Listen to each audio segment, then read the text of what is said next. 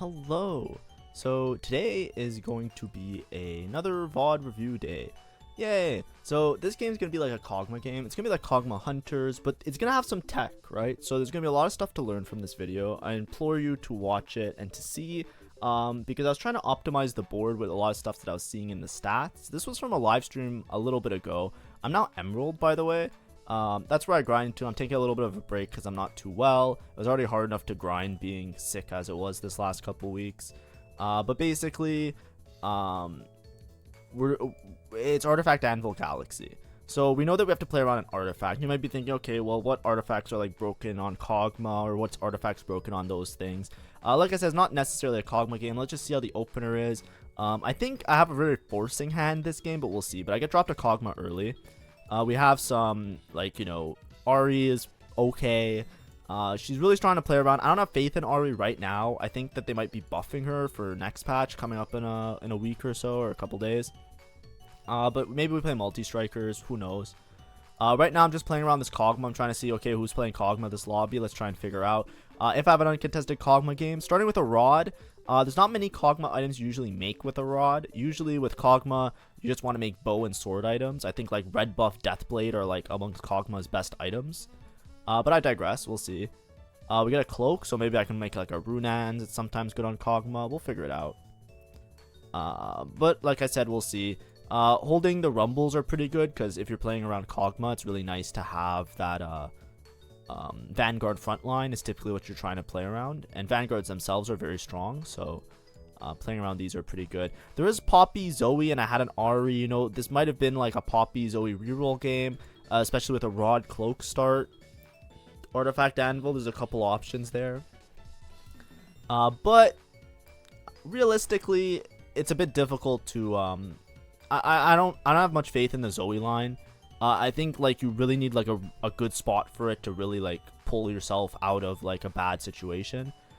Here, Wandering Trainer seems fun. Fortune Favors the Bolt is really broken, and it's really good if you can play around it, but I'm not sure. I think I just wanted like an easy game because I was streaming. It's really hard to play like Fortune and like these things where you need to play like on a hairline margin, especially like earlier in the set now where I'm not exactly sure like what I can win out with. But anyways, I decided to just take Wandering Trainer, just to see what I get. And I get like a Giga Emblem. I get Vanguard, Honeymancy. So it's basically just a Kogma game. And then we pop the Anvil. So I'm going to pause here for a second. So of these augments, I think Gambler's Blade is usually like the safe pick. This is where tech comes in, right?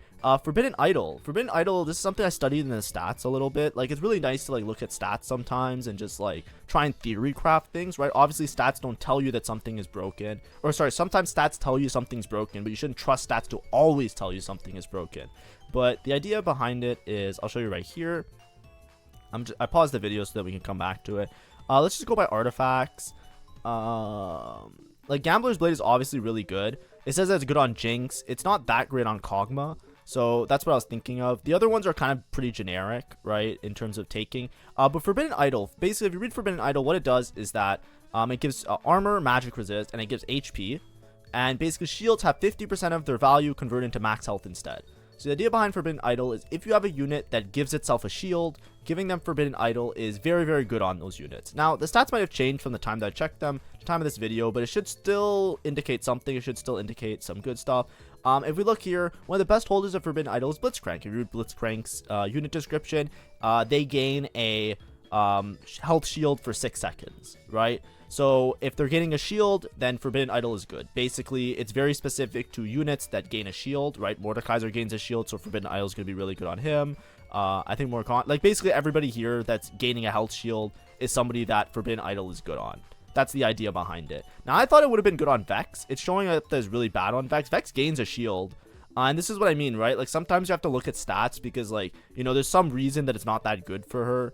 I don't know why, but, it is what it is.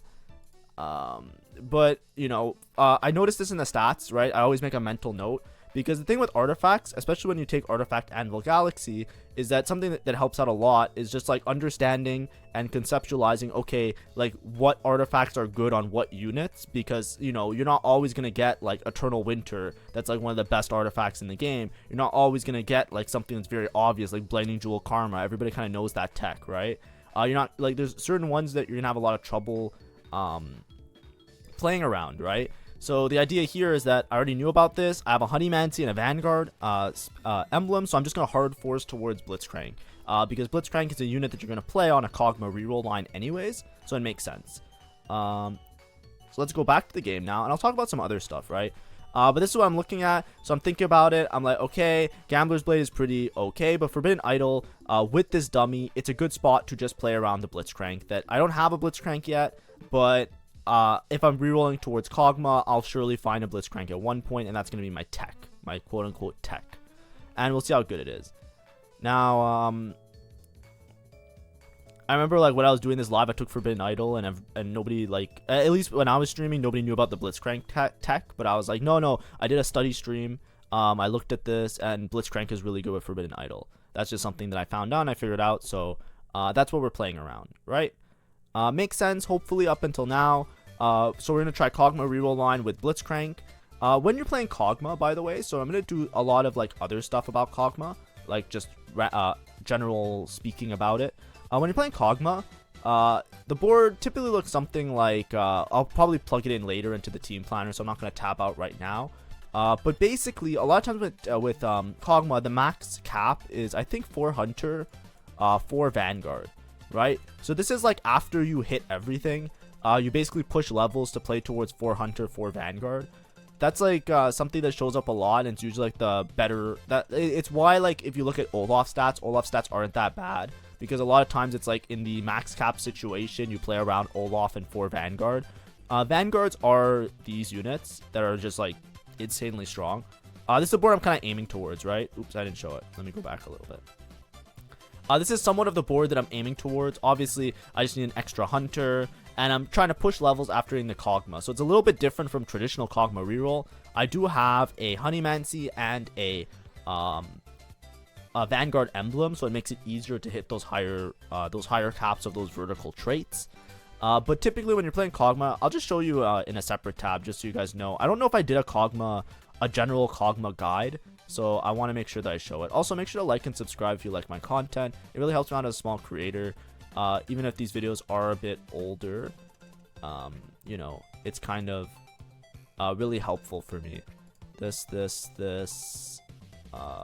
Blitzcrank. Where's Jinx, Tristana, and Lilia. Oops.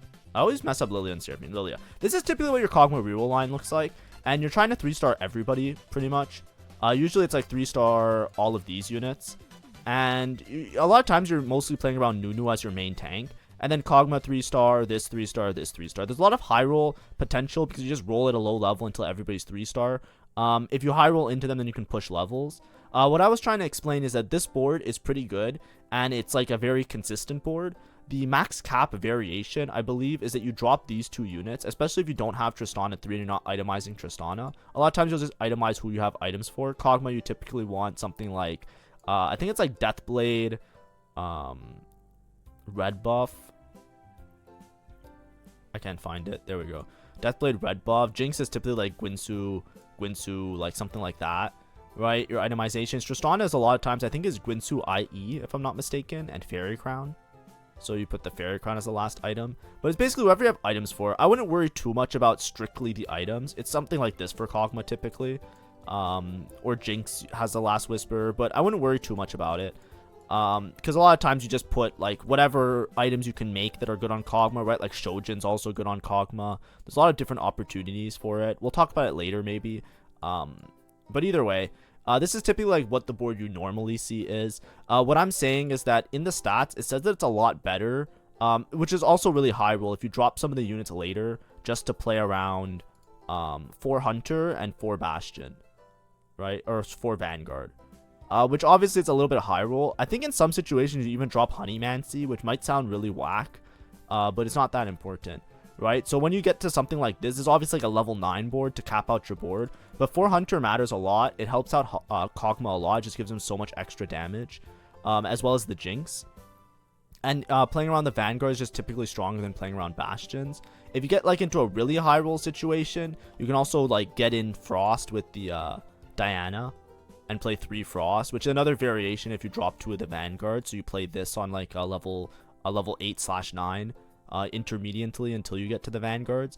That's only if you don't have items or you didn't 3-star Tristana. Obviously, if you have a 3-star Tristana, you could play around that instead. But I just wanted to say that there's some variations. Understanding variation is really important, especially when you're contested and stuff like that. It's really important to know, like, hey, do these perform well, and do I feel well around these particular units, and how to play them. I'm going to be contested along Kogma, but this guy's itemizing Vigor, so that makes me really happy. So he has Nunu Hero. I don't know if Seeker's Arm Guard is any good on Nunu. I don't think it is. It seems like a kind of fake item in general. It's usually just good on like attack fighters. We can double check it just to make sure that's tech. I won't show this. I'll just look it up myself. Units. Or let's go items. Seekers. It's good on like Morgana and some of the 5 costs. Good on Nami. It's okay on Nunu. It's actually pretty good on Nunu. So maybe it's a little bit of tech, but it's not like broken. But anyways, Forbidden Idol Blitzcrank. Let's investigate this now, right? We'll see how good it is. I have a Blitzcrank 2 right now. Obviously, I'm not going to be rolling for Blitzcrank 3. I'm playing Kogma Reroll, and I'm hoping that eventually I just find the copies of Blitzcrank on level 6 when I'm doing my normal rolling. That's like the idea behind it. Because I have this Vanguard emblem, I can easily fit in my board. And because I have this Honeymancy emblem, I also don't necessarily need to like hold on to like I can play 4 Vanguard without having to play the Nunu to give the Honeymancer / Bastion synergy.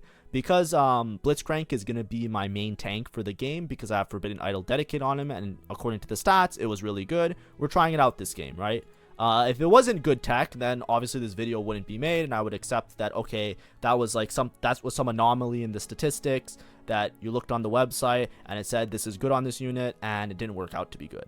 That's the whole point of like sometimes looking at stats. Like you try and uncover something, you see if it's good, and then you figure out later if it's actually any good. When you're playing around Forbidden Idol, because Forbidden Idol gives max health, right? Let's take for like Forbidden Idol equals health. What you want is you want Declaw, right? You want Dragon Claw. Dragon Claw as well as Redemption, like both are kind of okay, but Dragon Claw is just better. Dragon Claw and Redemption are defensive items, and they both have an extra ability that recovers maximum health. It recovers percentage maximum health. Because Forbidden Idol is just going to keep stacking, instead of stacking shield now, basically my Blitzcrank is continually stacking health. So my Blitzcrank just becomes a demon because he just keeps gaining a bunch of health. This is the same technology, the same idea behind set 11 if you ever saw Tom Kench with Forbidden Idol. If you were playing in set 11 a lot, I'm sure you would have seen it at one point in your games. That was a very known thing. It's the same thing working in this set, except it's working on Blitzcrank in this particular situation. It also works really well on Mordekaiser, but that's a separate issue. I'm playing around Honeymancy spat, so I'm playing around this. But as you can see, my Blitzcrank just keeps gaining health, so it becomes almost unkillable, because as much damage as he's taking, he basically increases his maximum health and continually makes it so it's impossible to kill, right? He still has, like, he started the round with like 1,000 health, and because he keeps gaining max health, even he's not healing, but he's constantly at a threshold of being unkillable. And now, if like giving him like a healing item like a Hodge or a Bloodthirster, that just gives him Omnivamp on his attack. He's not scaling his attack with Forbidden Idol, right? It's not like the more HP he has, the more damage he's doing.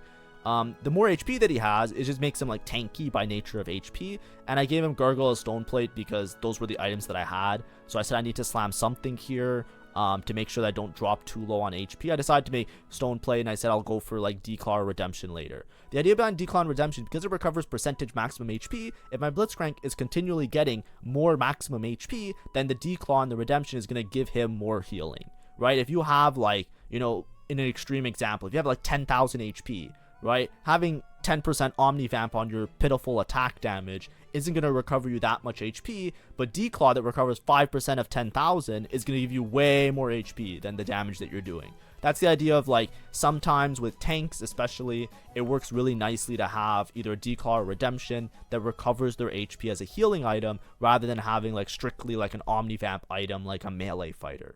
It's just because like it depends on the tank, right? Some tanks do a lot of damage, some tanks don't, right? Blitzcrank I don't think does that much damage, so I'm more aiming towards Declaw Redemption. So I have this belt.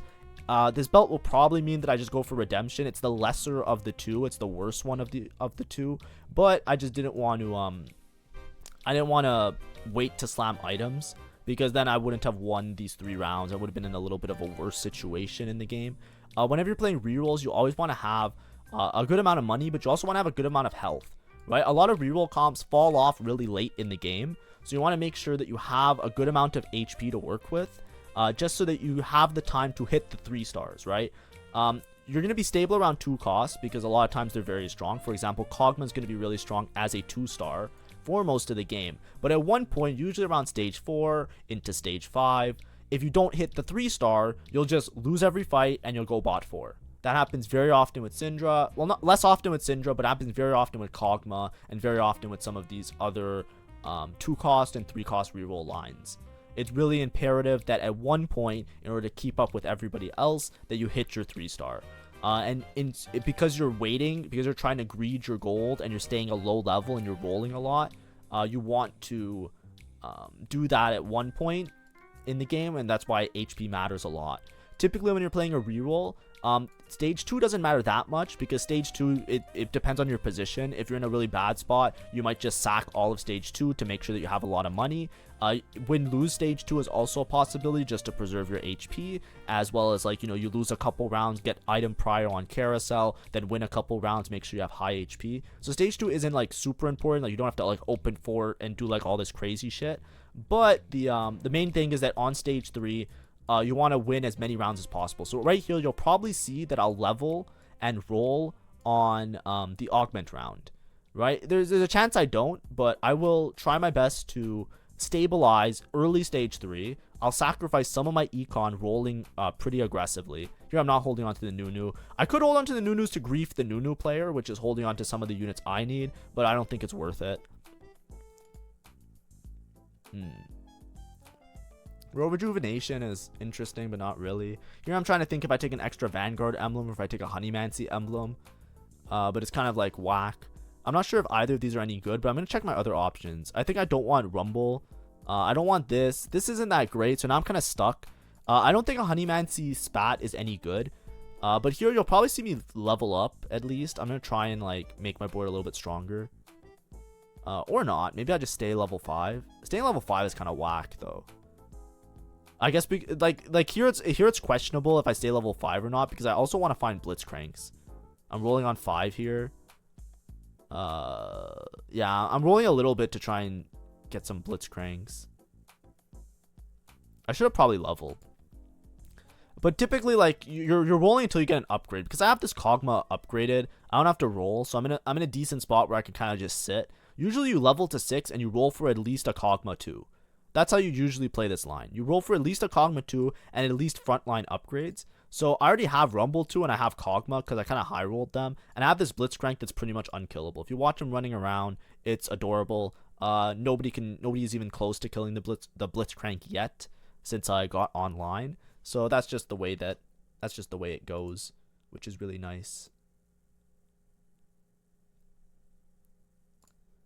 Sorry, my music stopped. There we go. It's back. So, anyways, I'm holding on to this Twitch just because I might play around Frost into the late game. I should probably just level to 6 here. I think I can fit in somebody. I can definitely play a Vanguard and play 4 Vanguard. I really want to win all of stage 3, and I think it's a little bit greedy. I think the only thing I'm debating is that if I level to 6, I have less shop odds for the Blitzcrank. So I'm kind of debating if I roll for Blitzcrank 3 now or if I play around it later.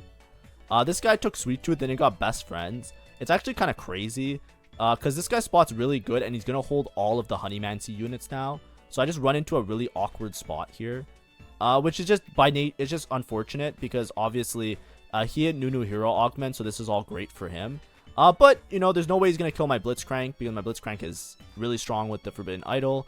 Like I said, as soon as I get like a Dragon Claw, hopefully a Dragon Claw, but it'll probably be a Redemption just looking at the items I have left over. As soon as I get one of those items on the Blitzcrank, I'm actually in like, you know, Forbidden, like, Jutsu, like, I'm just like, you know, everything's just broken. And that's the way Ornn artifacts work, right? If you hit something that is like a weird awkward, really strong combination, then you just run yourself into a position of just winning the game, right? I don't think I actually win this game. I think I get outcapped by somebody. It's going to be hard for me to win this game. Even though I'm doing really great, I'm greeting, right? Because I didn't push levels to 6. I didn't roll super deep. I didn't like roll for Blitzcrank 3 or anything. I'm pretty stable. I would suggest just leveling to 6 here, because the econ that you sacrifice is to guarantee that I don't accidentally lose to somebody this stage. I can fit in 4 Vanguard.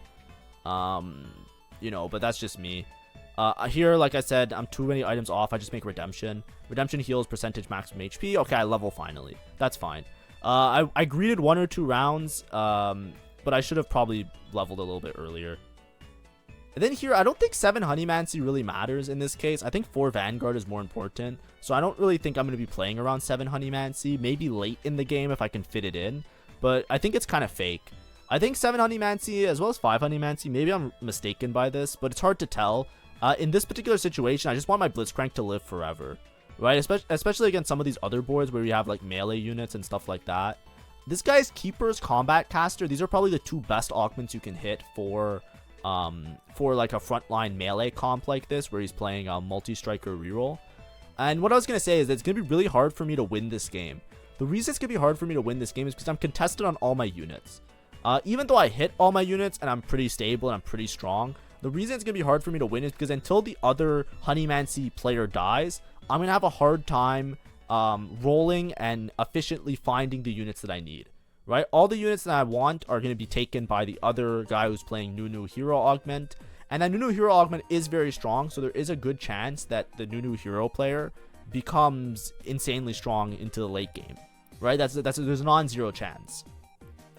And they might even outcap me, right? If they get a Nunu 3 and the Nunu 3 is just more broken than my Blitzcrank, then I'll lose against them as well.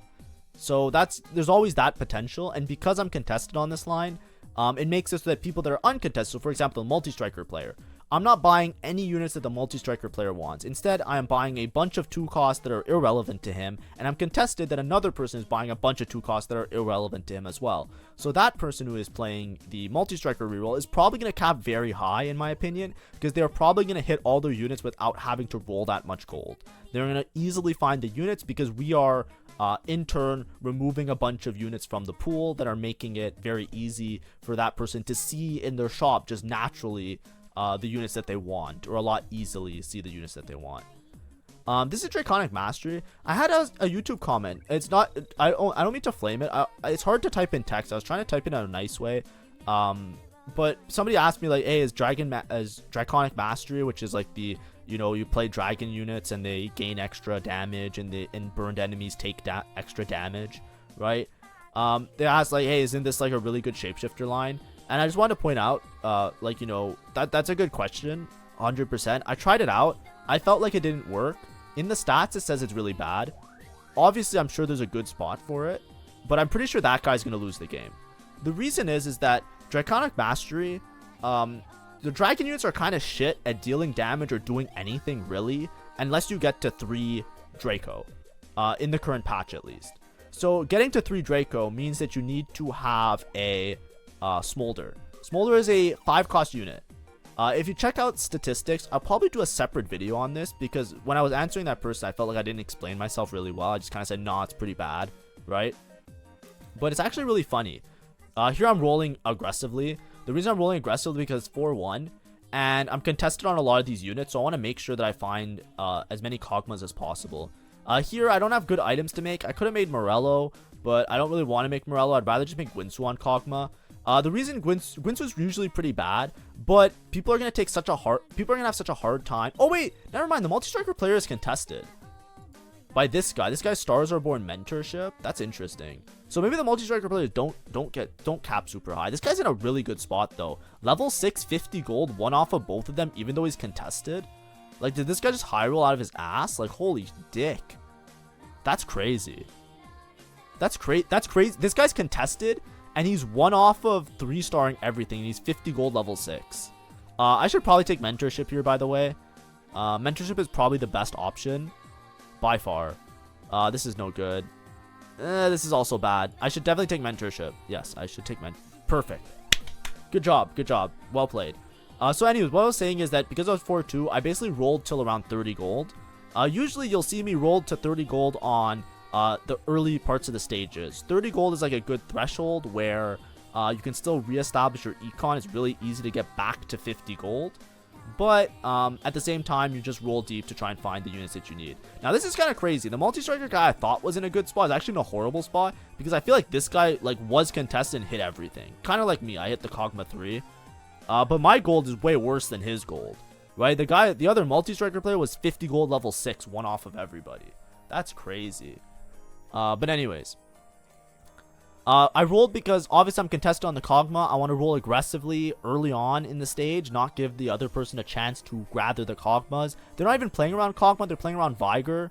I'm holding on to these Nunus because I might play 7 Honeymancy, and because the other guy's a Nunu player. Like, you know, griefing somebody else that is holding similar units as you is a good strategy. So it's not bad for me to grief that guy. It is unfortunate that I'm also playing Honeymancy. But the main reason I'm holding the Nunus is because I will probably play Nunu as a later in. This guy just didn't find that many. It's unfortunate. That's the way the game works. I'm sorry.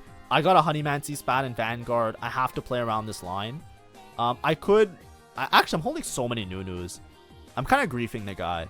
But at the same time, it's like Nunu's a unit that's played on my board, right? So I'm holding on to units that I'm playing on my board. I could sell them for econ, but I'm already making 50. I'm trying to think. I think it's just unlucky. I think it's unlucky that this guy, he has such a good spot, but I think his Nunu items are shit. Oh, I remember this game now. Oh, I remember this game. I was talking on stream about griefing this guy. The same way I am now, where I'm like, it's unfortunate that I'm griefing him, and I got really lucky that I found more Nunus, so I feel bad for him. But then I remember I said on stream, I was like, the problem with this guy, though, is that I didn't feel sorry for him, because on Carousel, he didn't take the Nunu. He took another unit. Like, there was a Nunu on Carousel with a tier, and he didn't take it. So I thought to myself, like, while I was playing, I was like, okay, like, if he doesn't want the Nunus, then he's pushing levels or he's doing something else. So I'll just reroll on 6. And then he ended up rerolling after. And I'm like, I don't get what's going on. Because if you're not going to take the Nunu on Carousel, and you don't have 3 items for Nunu, what are you doing? So I was like, this is crazy. Now I don't feel bad for this guy, because I think he just did it. I think he's just confused on what he was doing with this strategy of whether to level or to roll. Because the reason I thought he was going to level, because if he's not going for Nunu, and he was going for like a Vigor item, and he wasn't going for a Nunu item, right? He made Vigor items, and he didn't go for the, like, he got an item that neither was a Nunu item, nor was it a Nunu, because his Nunu items aren't complete yet, right? So what I thought he was doing is I said, I'll hold on to these Nunus, because, you know, it's unfortunate that I'm griefing the Nunu player, but he's pushing levels to play around Vigor and mages probably. So he's trying to play like Vigor reroll, and that would mean that he's rolling on 7. And then when I fought him again, I'm like, what is he doing? He's still on level 6. I thought he was playing around Vigor with best friends, and he was going to level for mage to get Vigor, to stabilize around the Vigor 3 instead. Because the Nunu 2 is still strong enough, it's just the Nunu 2 isn't like doing, isn't the main carry of damage, right? So I was like, that's okay. That's a plausible way that we can be uncontested with each other. So, you know, it's unfortunate, but that's just how that worked out. Intervening Locket is supposed to be really good on Vex, by the way. I'm probably going to start losing some fights here without Blitzcrank 3. But it is what it is. This guy's very strong. Took Reinforcement, though, so it doesn't have, like, triple combat or anything. Mentorship also is very strong on the stats, and it's really good, especially here, because Blitzcrank is, how do I phrase it? I really want to have Blitzcrank get extra shield, like, extra sustainability. But as you can see, I'm highest HP in the lobby. Like I said, though, because like some of my units are contested, obviously, like, you know, I don't have Nunu 3, I don't have Rumble 3. I'm not even holding on to Jinxes at this point, which is my bad, probably. I should probably have held on to Jinxes if I saw them. But my bench is really full. So we're going to see how it works out. I need a 3rd Kogma item, right? I can either make Shojin or even Guard Breaker. These are 2 components that are fine to make a Kogma item. And the 5 Honeymancy is just for bonus, right? I literally have 2 spats. Usually you play this line, you only have 3 Honeymancy, but because I have 2 spats for free. I could try and play 7 Honeymancy, but I'm pretty sure 7 Honeymancy is fake. I think it's way better just to play 4 Vanguard, 4 Hunter, 5 Honeymancy. That's like a viable way to play. This is the Draconic Mastery guy. I'm pretty sure he beats me here, but I won't beat me late game. He just has way too many 3-stars. Like, he's 0 gold, right? I'm 80 gold level 6. I'm full greeting, right? I'm full greeting because I want to level and roll, so I'm waiting to roll a little bit. Ugh, I really want the Mordekaisers. Switch out this guy. Oh well. I think I'm keeping... I'm rolling on level 6 here because I could push levels, but I want to collect some copies of Blitzcrank. That's like the main reason. Right, I wanna roll a little bit, collect some copies of Blitzcrank before it's too late. I find Nunu 3, whatever. I should hold on to Mordekaiser though. He's probably a better Vanguard than somebody. The reason I'm playing Warwick is because I want to get in Frost when I have the other dude. Now I'm 1 off Blitzcrank. I can use this duplicator on a 1 cost, which is really unlucky, but it is what it is. I hit Nunu even though I want Blitzcrank more, but it's okay. So we're looking for 1 Blitzcrank and then I'll start pushing levels.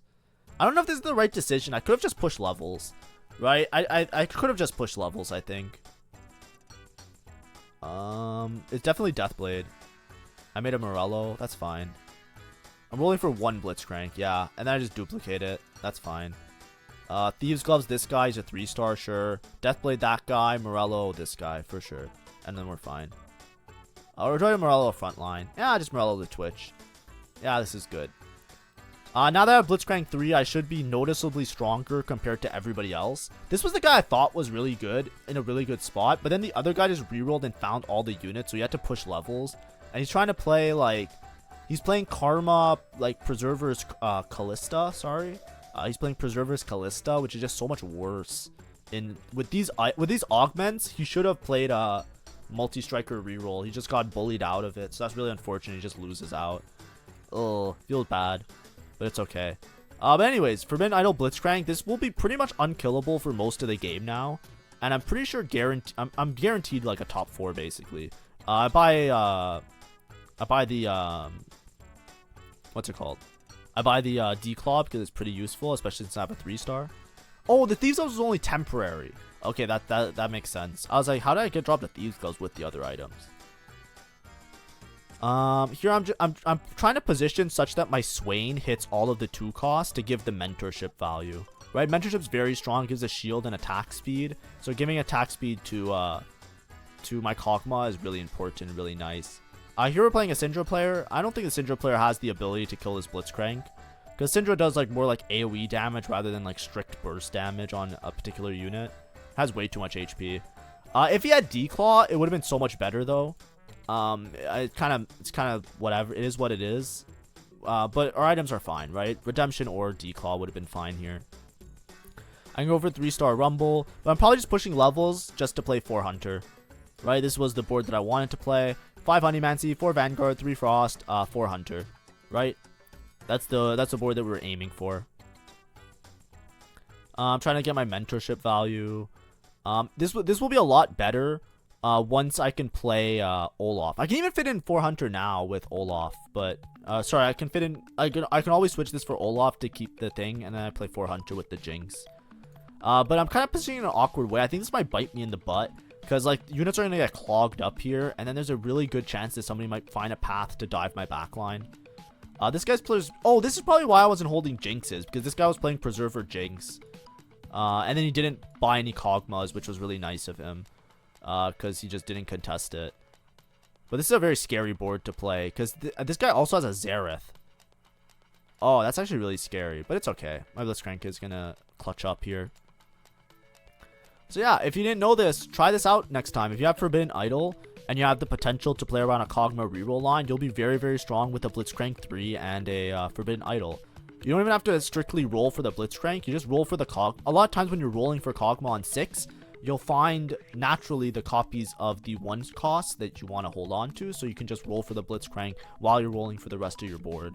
Obviously, I have the Wandering Trainer, which changes the landscape of the board, but without the Wandering Trainer, you would basically just be leveling to play an extra Vanguard. A lot of times you don't even hold on to or get these Nunus, because you'll just drop Honeymancy for 4 Vanguard, 4 Hunter, and then play Honeymancy afterwards, or vice versa, depending on who you have items for. Right? If you have more tank items, it might make sense to play the Honeymancy rather than the 4 Hunter.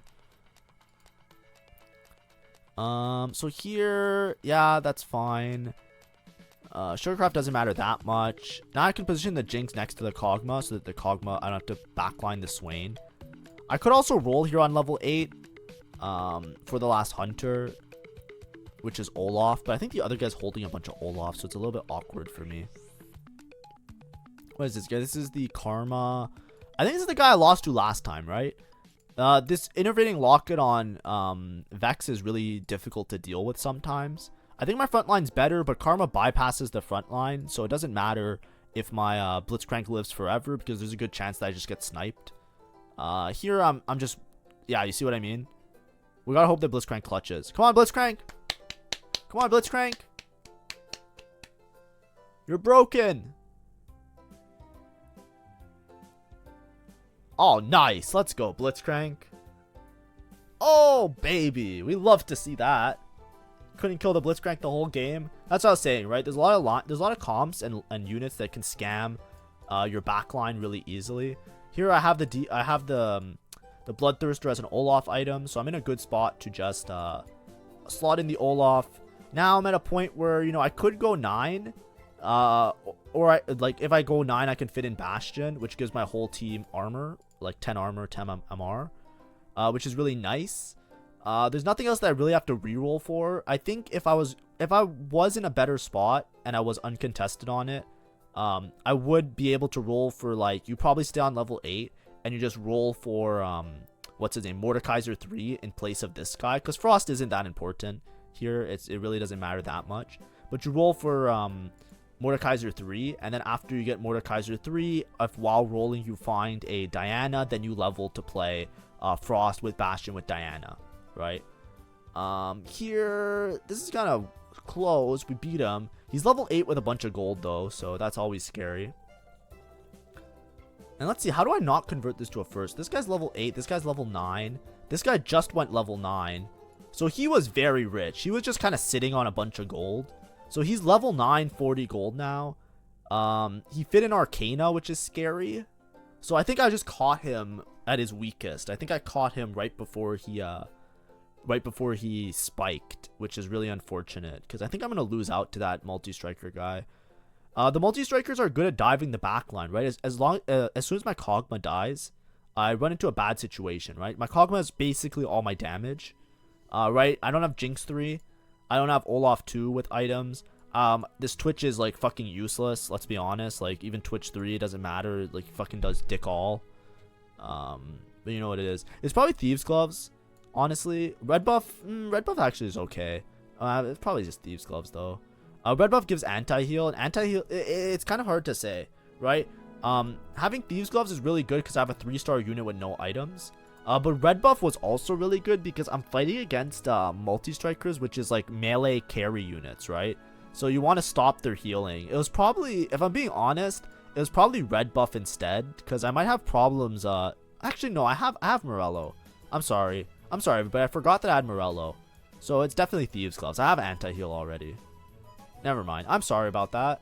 You know, long day today. Completely forgot. I have Morello. It's fine. Okay, so even in the game, I was being dumb. I think my eyes just gravitate towards the big red buff. It's like, ooh, it's red. It's like a stop sign. I see it instantly. Here, I'm just debating if I go 9 or if I roll. Going 9, I'm just looking for Diana and replacing this. Oh, no! Why did I do that? Why did I do that? Oh, God. I shouldn't have done that. That was really bad. Okay, so Tom Kench over this guy is way more important than is way better than what I did here, right? Because Tom Kench is just like a demon. He gives stun as well. I should have played. It was definitely Tom Kench and it was Tom Kench and Diana. I kind of fucked that up. My bad. What was I thinking? I think I just wanted to make it to 9. That's not good. This fight's over. Blitzcrank should clutch up, I'm pretty sure. I still have Twitch alive as well. Let's go.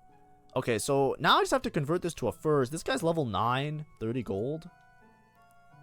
Camille 2. Oh, Camille 2's a problem. If my Kogma dies, I just lose. Looking for Diana.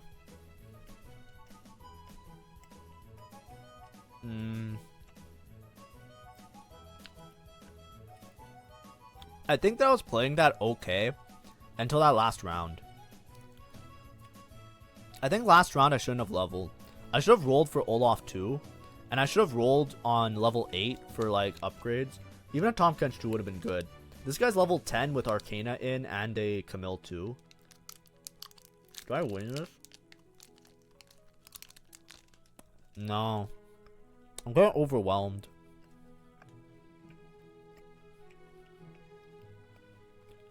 Oh yeah, this is bad. It's close, but it's not. Really. That's rough. He has too much frontline. I need more damage. I should have rolled for Olaf 2. I don't even think Olaf 2 saves me though. I took knight for Olaf. The fuck is that? I took Diana for what?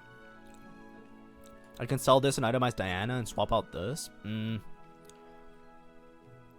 I need better frontline a little bit. The problem is, okay, the reason this matchup is bad is because this guy's 7 multi-striker. His frontline is way stronger than mine. And the problem is that he's level 10. So I have so much more units to chew through. And my only damage is Kogma, basically. So even though the Blitzcrank can tank forever, the problem is, even if the longer the fight goes on, this Kalista scales to a point where she just kills everything. If you saw that, her Gwynsos are going to stack to like 70 or 80. So I don't even think I can win this. And now I'm just playing a random Diana. See, the whole point of this is why I was saying I shouldn't have sold Tom Kench. Because this Warwick is good for dick all. So what I should do is I should replace this for Tom Kench. And then just have the Diana in as well.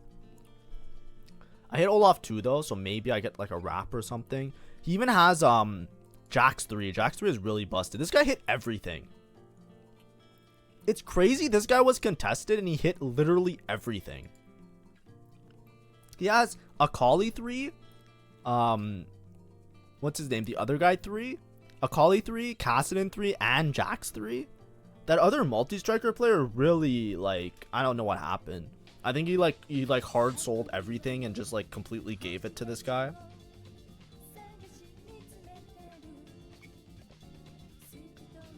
Right, because there's ramifications, right, to what happened to me. Usually you have Kogma 3, and then a lot of times, like when you're playing the normal Kogma board, you'll have Tristana 3, and you'll have Jinx 3, right? So you'll have like 3 damage dealers, and that's what makes it really strong. I only have 1 major damage dealer here, and I never really have items. Like I itemize as Olaf, which is fine. Oh, I just got cheesed. Akali just fucking... That's what I was scared would happen.